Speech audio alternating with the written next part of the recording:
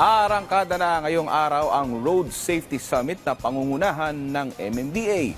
At may live report si Bernard Ferrer. Bernard? Daniel, magsasagawa ang MMDA ng Road Safety Summit ngayong araw upang tugunan ang mga aksidente sa kalsada sa Metro Manila. Layunin ng summit na tipunin ang mga stakeholder mula sa iba't ibang sektor para magbahagi ng kaalaman, best practices at palakasin ang kooperasyon sa road safety.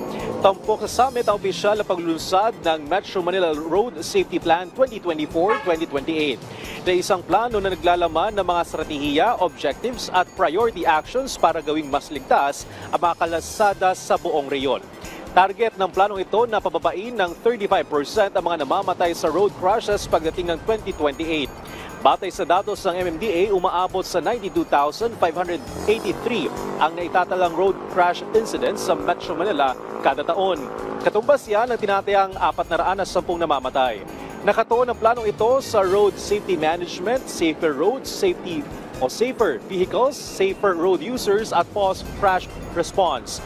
Ayon kay MMDA Chairman Romando Artes, layunin ng summit na bumuo ng isang multi-sectoral platform para sa tuloy-tuloy na kooperasyon, monitoring at evaluation ng mga programa para sa road safety.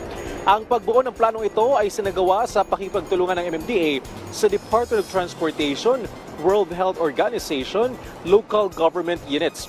Kabilang din ito sa mas malawak na traffic management plan na pinondohan ng Japan International Cooperation Agency o JICA. Daniel, sa sitwasyon ng trapiko, mabilis at maayos ang takbo ng mga sakyan dito sa bahagi ng Andrews Avenue sa Pasay City, lalo na ang mga pupuntang NAIA Terminal 3. Balik sa iyo, Daniel. Maraming salamat, Bernard Ferrer.